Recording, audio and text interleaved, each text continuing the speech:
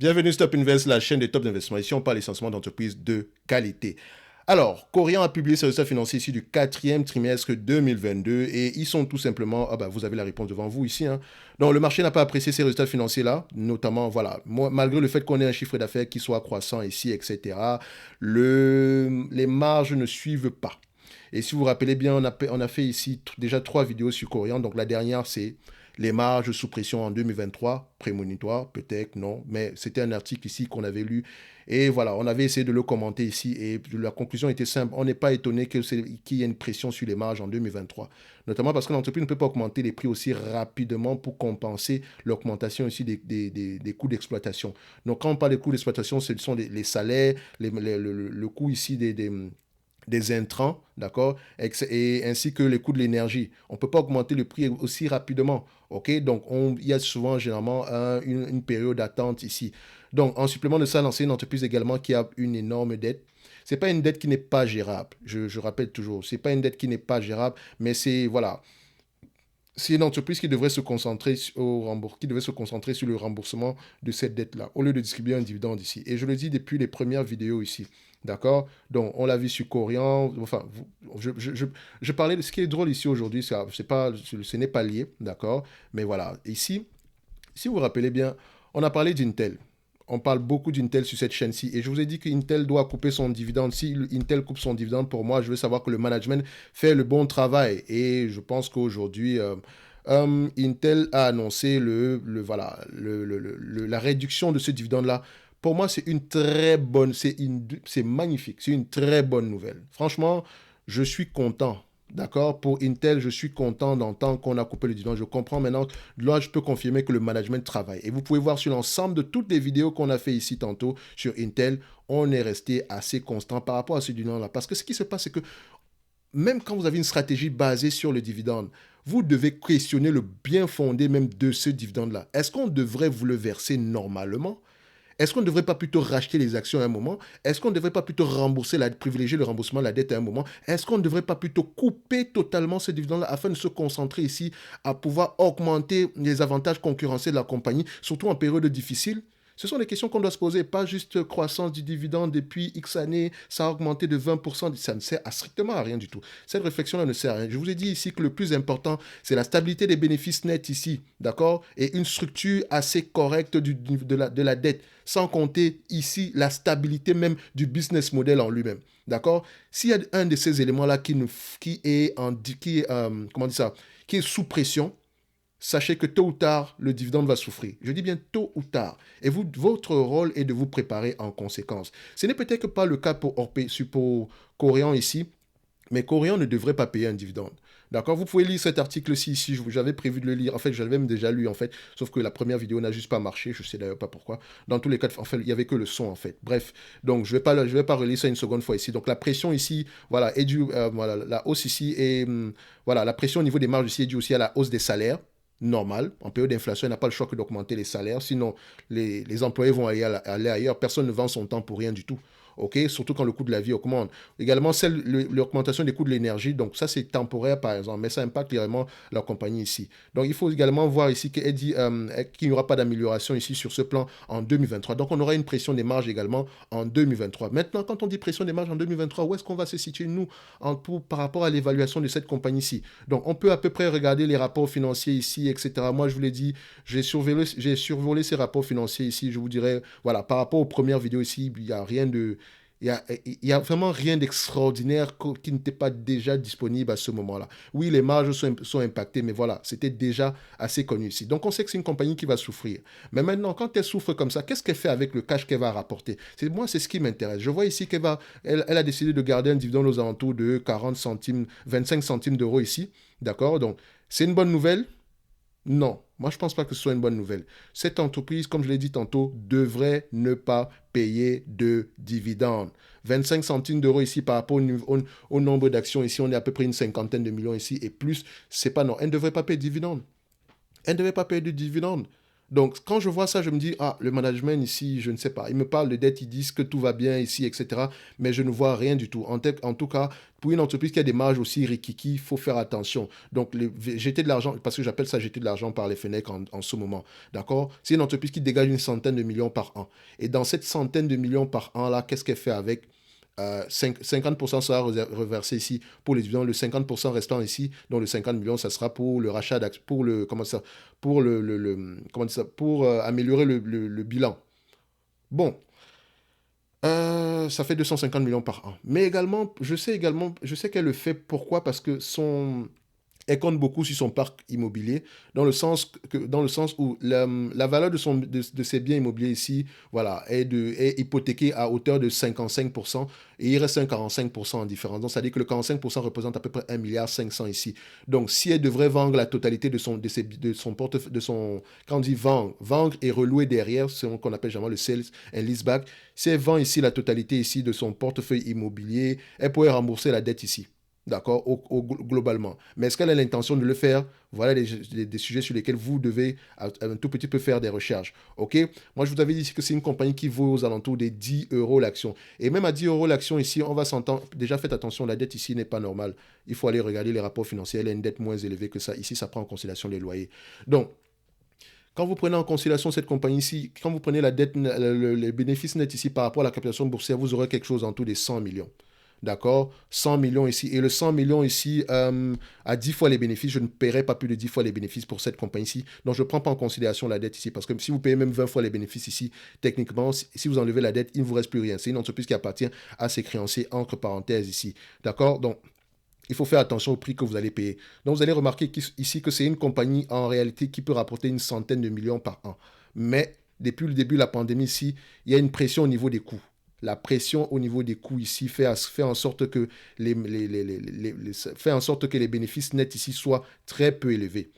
Je sais que vous allez regarder également les free cash flow, mais je ne prends pas les free cash flow ici parce que sur ce logiciel-ci, je n'ai pas confiance au fait que les free cash flow prennent en compte. Je ne peux pas garantir que ça ne prend pas en considération les lois ici. De toutes les façons, si on a des free cash flow bien plus élevés ici, tant mieux. Mais pour le moment, je dis bien pour le moment, d'accord, en date d'aujourd'hui, je ne paierai pas plus de 1 milliard pour cette compagnie ici. Donc, 1 milliard ici, on va se retrouver à une valorisation aux alentours des 10 euros. Donc, pour ceux qui veulent aller plus loin au niveau de la valorisation ici, je vous dirais cette vidéo-ci sera d'actualité même par rapport à ce qu'on a ici aujourd'hui. Le raisonnement va rester le même. D'accord? Je ne paye pas plus de 10 euros ici et j'aimerais avoir une décote supplémentaire. Donc tout ce qui est en dessous de 10 euros, ça pourrait être intéressant. Donc le fait qu'on nous vende cette compagnie ici à 7 euros ici, ça pourrait commencer à être intéressant. Mais maintenant, je veux des éléments ici qui me prouvent que l'entreprise va rembourser sa dette ou a l'intention de le faire. C'est vrai que la dette ici, en termes de taux d'intérêt, etc., c'est correct. Elle peut le payer ici et que voilà, elle respecte ici les covenants, etc. Mais voilà, pour moi, ce n'est pas suffisant pour mettre mon capital ici à risque. Et encore, s'il fallait même le faire, je sais que ça reste dans la poche spéculative ici. Attention, je ne dis pas que Corian, c'est une mauvaise entreprise. C'est sûrement une entreprise ici qui souffre par rapport à l'image d'Orpea ici aujourd'hui. Mais sinon, le business model se comporte bien. Le taux d'occupation, ça va. Elle arrive à augmenter ses prix ici. Les coûts augmentent, certainement, mais elle peut augmenter les prix ici pour pouvoir compenser cette augmentation des coûts-là. Donc, ça va. Le business ici, ça va. C'est surtout le niveau de dette ici qui est problématique. Donc, beaucoup vont être surpris du fait que Corian, oui, le prix a baissé. Avant, elle se vendait à telle ou telle somme. Est-ce que Corian méritait s'échanger à 40 euros l'action? Non, pas du tout. C'est une entreprise à ce prix-ci, c'était déjà à 10 euros. D'accord? Donc, c'était déjà. Quelqu'un de normal n'aurait pas payé 10 euros. Enfin, je dis pas que vous n'êtes pas. La personne qui a payé 40 euros ici n'est pas normale. Ça peut arriver. D'accord? Mais si on avait un tout petit peu creusé au niveau des éléments quantitatifs ici, on se serait rendu compte que c'est pas un truc qu'on va payer à plus de 10 euros. C'est pas de la magie. C'est sûr qu'on parle beaucoup de chiffres ici, mais voilà, ces chiffres-là, quand on essaie de donner vie à ces chiffres-là dans les rapports financiers, tout concorde. Tout concorde. OK? Donc, vous pouvez déjà voir en avance que les marges vont être impactées ici, tout simplement par rapport à son style de business. En période d'inflation ici, il y aura l'inflation sur les coûts des matières premières, le coût ici de l'énergie. Vous allez également regarder le coût ici du personnel, ça va augmenter. Maintenant, il va falloir augmenter ici, ou également la facturation ici pour pouvoir compenser tout cela. Et rien ne vous dit que ça va pouvoir se faire ici en un an. Donc, c'est une entreprise ici, comme je dis toujours, en période difficile, les gros maigrissent et les maigres ont tendance à mourir. Ici, c'est une entreprise ici qui a des marges rikiki, donc elle fait partie des maigres. Donc, les maigres ici ont tendance à mourir. Attention, je ne suis pas encore dit qu'elle va mourir. Je dis ici que le management doit faire attention à la dette. Rembourser la dette, c'est ce qui m'intéresse. C'est ce que j'aimerais voir ici. Donc, si je veux investir sur cette compagnie, ce n'est sûrement pas à cause du dividende. Et je ne vais pas passer des heures à discuter de ce dividende-là. Moi, je vous ai dit qu'il faut qu'on le coupe. De toutes les façons, c'est mon avis. Et je ne change pas d'avis par rapport à ça. OK? Il faut qu'on le coupe à la fin de la journée. Et c'est une bonne décision si on le coupe. Tout simplement parce que ça va permettre ici à l'entreprise de rembourser rapidement sa dette ici, même si le niveau d'endettement peut sembler ici être gérable. Même si le niveau d'endettement peut sembler être gérable. Mais faites attention, quand elle calcule sa dette ici, elle prend en considération l'EBITDA, qui prend les loyers, etc. Donc, attention également que le niveau d'endettement ici n'est pas... la dette ici est aux alentours de 3 milliards par là et poussière. Donc, si vous prenez ici la dette nette de Coifin, vous n'aurez pas une bonne information. Donc, ici, 500, on a à peu près une dette nette ici. Quand on regarde bien, on est à 7 fois les EBITDA ici. Donc, quand on prend en considération les loyers, maintenant, c'est quelque chose peut-être moins élevé que ça. Donc, faites attention ici aux chiffres qu'elle va vous donner par rapport à la dette ici. C'est pour ça qu'il faut faire attention à la présentation des chiffres de cette compagnie ici. D'accord? Elle vous parle ici d'une dette nette ici aux alentours par rapport aux covenants. D'accord? Les covenants ici, c'est 3,7 fois les EBITDA. EBITDA. EBITDA ici se prend en considération les loyers. D'accord? Donc, l'EBITDA ici aux alentours de 1 milliard. Pourtant, l'EBITDA sans le R et aux alentours des 500 millions et poussière. Donc, c'est-à-dire qu'en réalité, moi, je prends l'EBITDA. D'accord? Je prends l'EBITDA. Donc, si je prends ici l'EBITDA, je me rends compte que c'est une compagnie qui a une dette, un niveau d'endettement assez élevé pour moi. En tout cas, pour moi. Ce qui fait que le coût de la dette est élevé. Le coût de la dette est élevé. Par exemple, elle dépense près de 200 millions pour la dette. 200 millions pour la dette. Donc, s'il n'y avait pas de dette dans cette compagnie, c'est un 200 millions en supplément que vous aurez. Enfin, si on n'enlève pas les taxes, que vous aurez en supplément par rapport à vos bénéfices nets. Donc, faites attention ici. OK? Donc, moi, je dirais qu'Orient, elle peut survivre, mais il faut vraiment que le management prête attention à la dette. Donc, j'ai également vu certains éléments ici passer devant moi concernant ici le fait que le fait on va segmenter ici l'entreprise en deux, enfin pas segmenter, mais j'ai l'impression qu'on va la diviser en deux dans le sens par rapport à la dette en question. Donc pourquoi est-ce que je le mentionne? C'est parce que j'ai vu un tableau ici, et généralement quand je vois ce genre de tableau-là, ça peut vouloir dire que l'entreprise va peut-être faire un sales and leaseback, va vendre peut-être la totalité de ses actifs ici, afin de se concentrer uniquement voilà, elle va louer à peu près la majeure partie, elle va vendre son parc immobilier pour pouvoir se concentrer ici uniquement à louer ce parc immobilier-là. Donc, elle va faire un sales and leaseback ici. Donc, je regarde à peu près ici, operating cash flow, il vous mentionne quoi ici?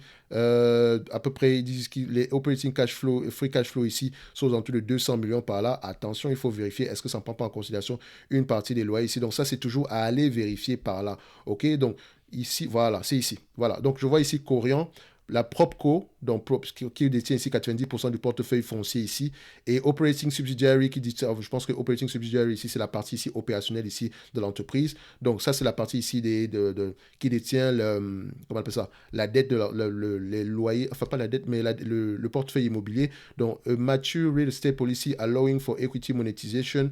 Donc ça peut, je ne dis pas qu'on va se séparer ici en deux, mais quand je vois cette structuration-ci, on peut avoir une certaine idée ici le management se réserve le droit de pouvoir le faire. OK?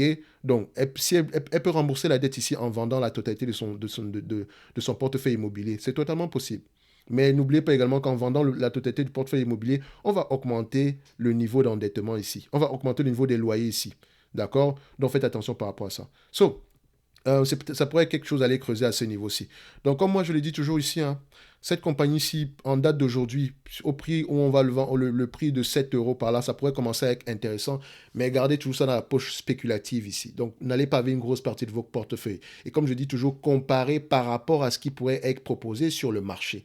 OK, il y a toujours des alternatives sur le marché. OK, donc, Corian, on n'est pas surpris. Et voilà, la lecture des rapports financiers libère, les amis. Parce que franchement, je ne sais pas ce que je peux vous raconter de plus ici. Si j'avais été surpris des résultats financiers, j'aurais eu un langage différent. On serait peut-être allé dire que, OK, voilà peut-être ce qu'on a manqué. On aurait pu mentionner ça, ça, ça. Mais je pense que pour quelqu'un qui suit les vidéos ici, on est constant. On est constant ici dans le raisonnement ici. Et ce n'est pas quelque chose qui est inventé, c'est quelque chose qui est dans les rapports financiers. Je ne vais pas chercher ça ailleurs. Et vous pouvez avoir le même raisonnement ici, juste en pratiquant, en pratiquant, en pratiquant. OK? So, pour ceux qui veulent aller plus loin, vous avez la top newsletter dans la description de la vidéo où je partage ici des analyses sectorielles et également le service top premium où on fait également des analyses vous pouvez me demander de faire des analyses quantitatives. Par exemple, Thierry, est-ce que tu peux analyser Corian? Je le fais présentement ici. Et je vous partage 2 notes d'analyse pour des entreprises qui, selon moi, sont sous-évaluées par mois. OK? Donc, je dis bien 2 notes d'analyse. OK? Ce qui veut dire que je présente l'entreprise parce que j'ai lu les rapports financiers, etc. Mais ça ne veut pas dire que vous allez acheter directement. Non, vous lisez les rapports financiers. Si vous avez des questions, on y répond. Le but ici est de bâtir une conviction quand on achète une entreprise. Donc, je ne vous promets aucun rendement. Si je vous propose d'investir dans Corian, je vous donne mes arguments. Vous lisez les rapports financiers, comment on appelle ça? On peut avoir un débat par rapport à ça, d'accord? Donc, comme je le dis toujours, si vous vous entourez des bonnes personnes ici, vous allez pouvoir évoluer plus rapidement dans vos capacités. Enfin, vous allez pouvoir évoluer plus rapidement ici par rapport à la manière dont vous évaluez vos compagnies ici, d'accord? À la manière de faire les recherches ici. Donc, si vous voulez présenter l'entreprise, vous dites, oh, Corian, le dividende est bien, etc. Je vais te dire, mais attention, le dividende c'est bien, mais est-ce que ce dividende-là, est-ce qu'elle devrait payer le dividende? Regarde la dette, regarde le niveau des covenants ici, regarde le business en lui-même, etc. D'accord? Donc, je ne dis pas qu'on aura toujours raison ici, mais bon, ça peut vous aider ici à prendre à prendre les meilleures décisions possibles. OK? Donc, n'hésitez pas à aller revoir les autres vidéos sur Corian ici. D'accord? Non, la baisse des marges ici n'est pas surprenante et elle n'est peut-être pas durable également. Il faut l'ajouter. Il faut nuancer les choses. On va se dire ici que Corian peut augmenter les prix. Donc, elle peut revenir à des niveaux de marge ici de 2,5%. Mais 2,5%, c'est déjà assez rikiki. Et quand vous le prenez ici par rapport au revenu ici de 4 milliards 500 en moyenne, on sera dans toute une centaine de millions ici à 10 fois les bénéfices. Parce que si vous payez plus de 10 fois les bénéfices, vous allez vous rendre compte que cette compagnie ici appartient à ses créanciers. C'est la raison pour laquelle on paye 10 fois les bénéfices. Donc, 10 fois les bénéfices ici, on sera à peu près une valorisation de 1 milliard divisé par le nombre d'actions. On tombe à quelque chose comme 9 euros, 8 euros par là. Donc, l'entreprise ici serait correctement évaluée ici. Donc, sinon, devrait être acheté à un prix aux alentours des 10 euros par là. Mais attention, la croissance du prix ici, l'appréciation ici par rapport, l'appréciation ici de votre investissement va dépendre du remboursement de la dette. Va dépendre du remboursement de la dette. Or, c'est une entreprise, si elle rembourse la dette ici uniquement avec les net income, ça va prendre 35 ans en moyenne. Donc, si vous prenez le 3 milliards 500 divisé par 100, ça va prendre 35 ans en moyenne pour rembourser la dette. Donc, 35 ans, non, je ne veux pas attendre 35 ans pour le remboursement de la dette ici. Généralement, pour une entreprise qui rembourse la dette avec les free cash flow, parce que c'est avec la dette qu'on rembourse les free cash flow, je privilégie une entreprise qui peut rembourser cette dette-là en 10 ans. OK? Donc, ceci n'est que mon point de vue. Je peux également me tromper, mais les amis, lisez vos rapports financiers, s'il vous plaît. Plus vous passez du temps à lire les rapports financiers, moins vous aurez tendance à vous retrouver dans ce genre de situation. Vous ne serez pas surpris par les choses, d'accord? Et vous allez pouvoir anticiper généralement les choses. Et votre rôle en tant qu'investisseur est d'anticiper le plus possible et pas juste d'attendre que, on va couper le dividende. Ici, je vous dis que cette compagnie doit couper son dividende. Je ne dis pas qu'elle va couper son dividende, mais je me dis une chose, c'est que si c'est une compagnie qui m'intéresse réellement, je vais attendre qu'on coupe le dividende avant de m'intéresser à cette entreprise. Parce que ça va me prouver que le management prend vraiment le taureau par les cornes. Mais pour le moment, ici, ça ne m'intéresse pas d'y aller parce qu'il y a un dividende ou etc. C'est pas intéressant pour moi. OK? Donc, ça, c'est moi. D'accord? Je peux également me tromper. Et je me réserve d'ailleurs le droit de le faire. Donc, on va se donner rendez-vous ici sur la prochaine vidéo, les amis. Et d'ici là, pour Corian, s'il vous plaît, lisez vos rapports financiers. Le prix actuel de 7,60 € n'est pas mauvais, mais vous savez ce que ça implique maintenant. On est en dessous de la valorisation de cette compagnie-ci, d'accord? Donc, la valorisation aux alentours des 9 euros, 10 euros par là. Donc, retournez sur la vidéo précédente ici, celle-ci, où je suis resté à peu près au niveau de la valorisation ici, un tout petit peu en profondeur, parce que je n'aurais pas changé d'avis par rapport à ce que je vois ici aujourd'hui. OK? On va se donner rendez-vous sur la prochaine vidéo. Donc, le lien vers la top newsletter ainsi que le service top premium, ces 2 liens-là, vous allez les retrouver dans la description de la vidéo. Merci.